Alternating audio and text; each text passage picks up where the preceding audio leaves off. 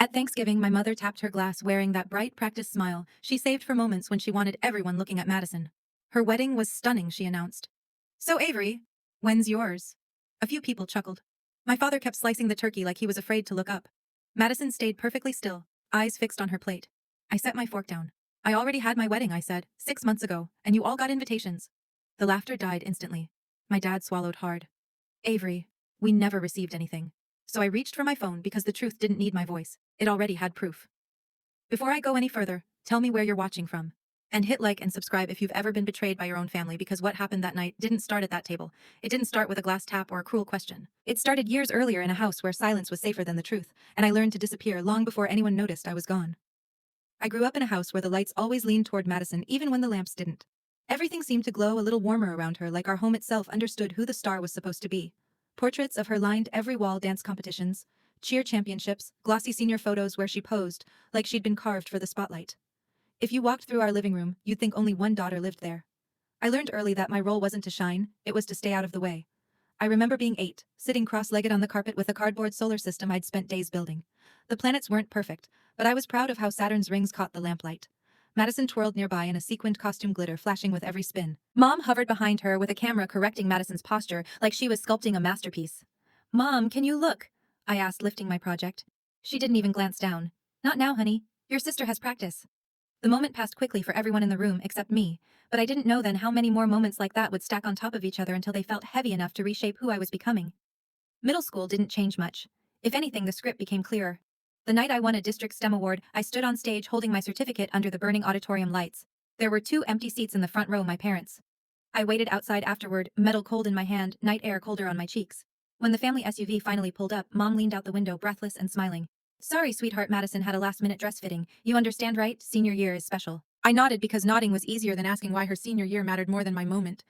And every time I swallowed that sting, I told myself it was normal. That families had favorites, the same way rooms had windows. Some places simply let in more light. The smaller things were harder to explain out loud. Dad forgetting to pick me up because Madison needed help staging lights for a photoshoot. Christmas mornings where she unwrapped something expensive and glittering while I opened planners or self-help books perfect for staying organized. Photos online where I appeared half-cropped in the background. Mom's captions always said the same thing. Grateful for my girls, especially my rock Madison. Back then I thought maybe this is just how families work. Maybe I was built to take up less space. But the day Madison changed my doctor's appointment was the first time something inside me cracked instead of bending. I was 19, sitting on the crinkling paper of an exam table, confused, when the nurse told me the appointment had been moved to next week. I didn't reschedule anything, I murmured. Later, I found out Madison had taken the car for a photo shoot and decided my checkup could wait. When I confronted her, she tossed her hair, annoyed. Relax, Ave. You're so dramatic. It's just an appointment. Mom sided with her without hesitation. Madison needed the car. Don't make this into a thing. I didn't respond. I didn't cry. I just absorbed it like I'd absorbed everything else. I didn't realize it then, but every quiet moment I let slide was shaping me, teaching me a skill I'd one day use against all of them. Nothing hurts more than a truth delivered calmly. By the time Madison left for college, the difference between us wasn't just obvious, it was institutional. She walked onto campus like she owned it, captain of the dance team within a semester, the kind of girl who floated through parties with people partying for her like she was an event, not a person. I watched it mostly through photos Mom uploaded, glitter lights, perfect hair, endless friends. Meanwhile, I was working double shifts at a downtown coffee shop, the smell of burnt espresso permanently clinging to my clothes. I saved every dollar for textbooks and rent. Every so often Dad called saying things were tight, so I sent a little home. Months later, I found out that money helped Madison buy a dress for a sorority gala. It didn't even make me angry, just hollow. Madison called herself the organized one. In our family, that meant she managed anything with a stamp or a password, mail bills, voicemail boxes, package pickup notes. She would stand in the kitchen flipping envelopes like she was sorting her own instruments. If she liked the letter, she handed it home. If she didn't, she let it disappear. I didn't understand then how dangerous it was to let someone decide which parts of me would sit. Seattle changed me because it was the first place where no one knew I was supposed to stand in Madison's shadow. My apartment was tiny, peeling paint, rattling pipes, creaky windows, but it had tall ceilings, and for the first time in my life, I could breathe without asking permission. The mornings smelled like cold air and coffee, and the city felt like it didn't care who I was supposed to be, only who I chose to be. And then came Eli. He held a door open for me, the first time we met, not in a performative way, not in a I need credit way. He just noticed I was juggling papers, and quietly stepped aside. He asked about my work, remembered the details, and listened like he wasn't waiting to talk over me. With Eli, I felt visible not accidentally but deliberately. The kind of visible that didn't require earning. His parents, Helen and Mark, were the same. They hugged like they meant it. They asked questions and stayed long enough to hear answers. They remembered my preferences not out of obligation, but because they cared. Their house felt lived in, not curated. The opposite of everything I grew up with. So when Eli proposed on a foggy June morning by the water hand slightly shaking the world soft and gray around us, I didn't hesitate. We planned a small coastal ceremony, weathered wooden pews, ocean wind, moving through the open doors, a handful of people who actually showed up when I spoke. Pastor Jonah stood at the front of the tiny chapel, voice warm and steady as the tide behind him. It wasn't a spectacle. It wasn't designed for photos. It was real. And despite everything, a small stubborn part of me still wanted my family there. I wanted them to choose me once. I designed the invitations myself, simple navy lettering on cream cardstock, the kind that felt solid in your hands. At the post office, the fluorescent lights hummed overhead as I double-checked every address. I mailed them with signature required. I wasn't taking any chances. When the clerk stamped them and slid them into the bin, I felt hope. Actual hope. I didn't know that by the time those envelopes reached my parents' mailbox, Madison had already positioned herself at the center of a story she refused to share, and she was willing to make sure my chapter never existed. The first sign that something was wrong didn't look dramatic. No slammed doors, no accusations. Just my laptop screen glowing in the dark of our Seattle apartment, the soft hum of the fridge behind me, and Eli asleep on the couch with his hand over an open book. I refreshed the USPS tracking page for the 10th time. Delivered. Delivered. Delivered. Every invitation had been received that morning, so I waited. A text, a call, even a lazy thumbs up emoji. Nothing. At first I told myself they were busy. It was just one night.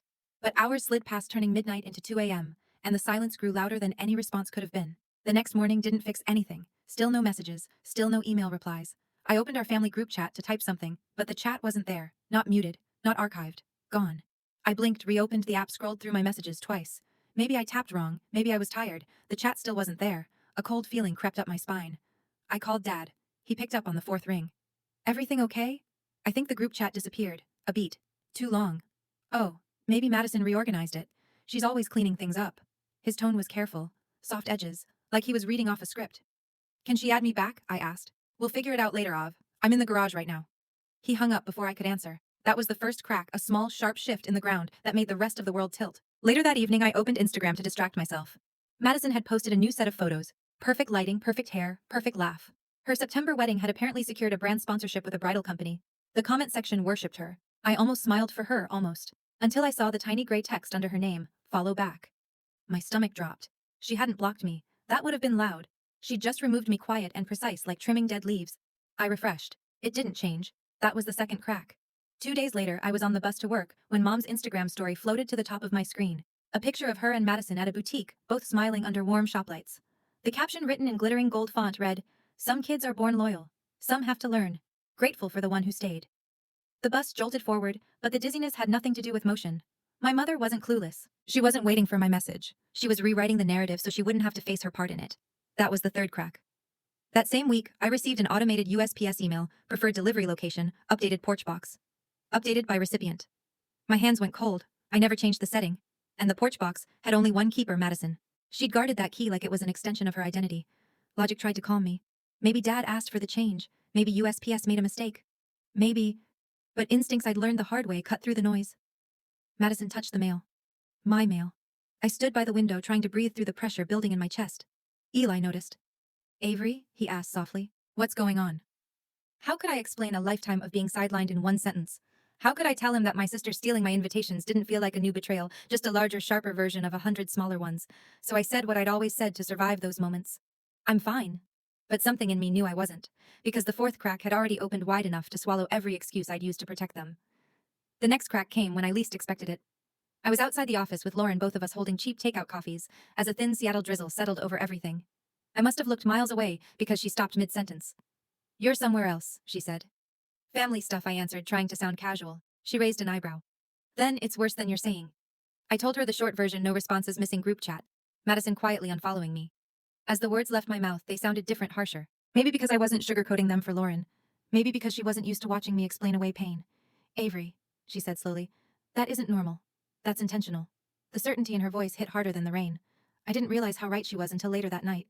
Eli and I sat at the kitchen table, the only light coming from the pendant lamp above us. I was pushing a spoon through melting ice cream when he finally spoke. "Ave," he said gently, "give me your phone." Something in his voice made me slide it across the table without question. He opened the email account tied to our wedding planning, clicked through settings I barely understood, then turned the screen toward me. A list of IP addresses and timestamps filled the display. Next to my wedding announcement email, Avery and Eli, June ceremony. Details: the activity log read, opened Colin's household, IP deleted. Immediately after opening, trash accessed. Same IP permanently removed. Same IP. A cold, tight pressure wrapped around my ribs. "This isn't an error," Eli said quietly. "Someone there saw your email. And deleted it." I felt the world tilt, not violently, but the way a room spins when you stand too fast.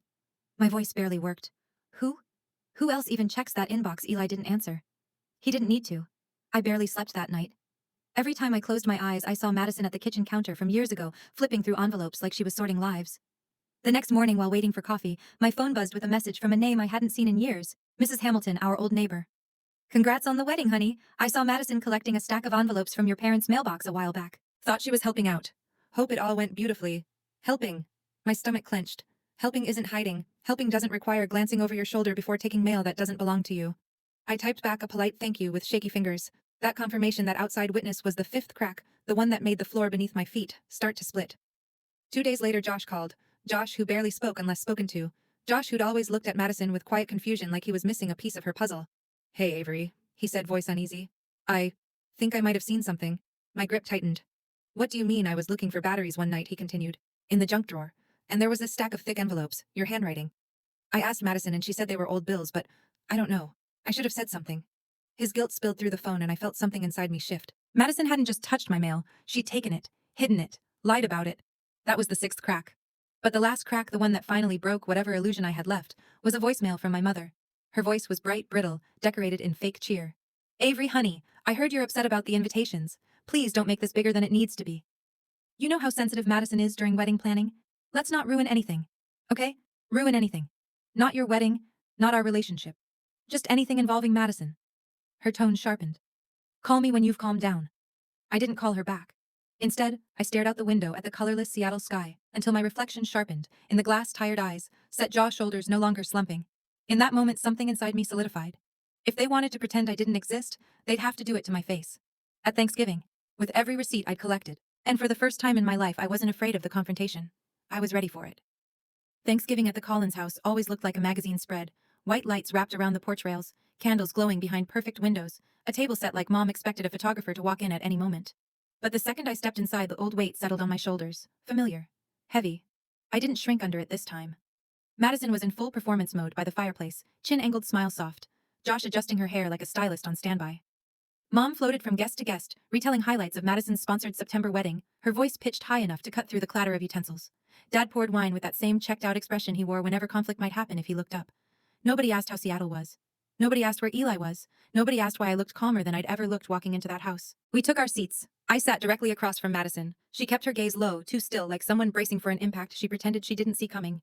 Dinner began. Compliments about Madison. More stories about Madison. A toast to Madison's amazing year. Forks scraped plates. Wine glasses clinked. I listened quiet, absorbing their rhythm one last time before breaking it. Then my mother tapped her glass. The sound sliced straight through the room. So she said brightly, Madison's wedding was just beautiful. Truly unforgettable. Her smile turned to me. So Avery, when's your wedding? A few people chuckled. Dad's carving knife hovered midair. I set my fork down steady and deliberate. I already had my wedding, I said. 6 months ago. Silence hit like a dropped plate. Mom stared. What are you talking about? You got invitations? Dad shook his head slowly. Avery, we never received anything.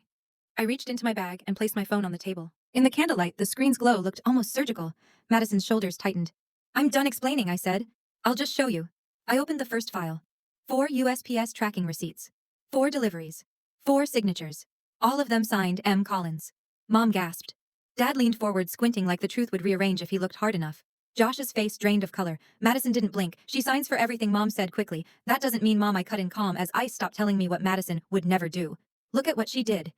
I swiped to the next file. Email logs. My wedding announcement opened from the Collins IP, deleted seconds later, permanently removed minutes after that. Dad's jaw locked. A vein pulsed at his temple. Madison finally spoke, voice thin. Maybe I clicked it by accident, I didn't argue. I opened the last file. Doorbell camera footage from Mrs. Hamilton. The grainy video played Madison stepping onto the porch, glancing around, pulling a stack of thick envelopes from the mailbox and shoving them into her tote bag. A quiet collapse rippled through the room. Not noise, not chaos, just the sound of truth landing where they least wanted it. Madison's breath hitched. Avery, please. I stood. No, I said softly. You don't get to ask me for anything. My eyes swept across the table, the parents who didn't notice me, the sister who erased me, the husband who finally saw her, the silence that had always been safer than action. I didn't lose my family tonight, I said. I just stopped pretending I ever had one. No one reached for me when I walked toward the door. No one called my name. Their silence finally belonged to them, not me. And for the first time, that felt like freedom. The cold air outside hit me like something honest, sharp, clean, impossible to ignore. I stood on the porch for a moment, letting the warmth of the Collins house fade behind me. Through the window, everything still looked perfect. The candles, the dishes, the curated smiles.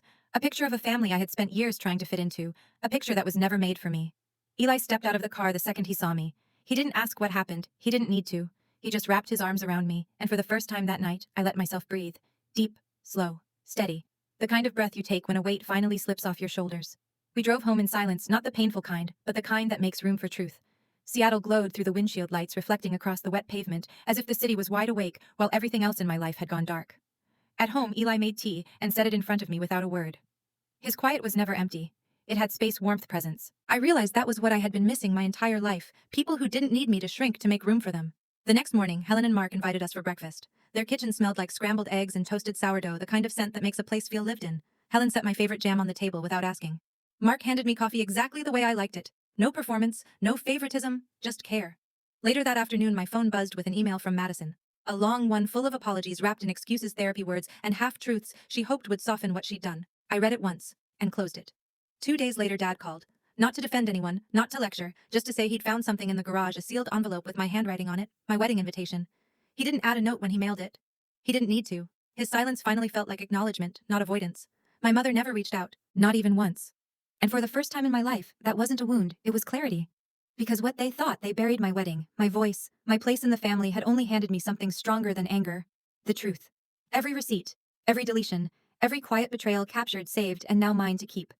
They didn't erase my story. They revealed theirs. If you've ever felt like the outsider in your own family, hear me when I say this. You're not strange, you're not dramatic, and you're not alone.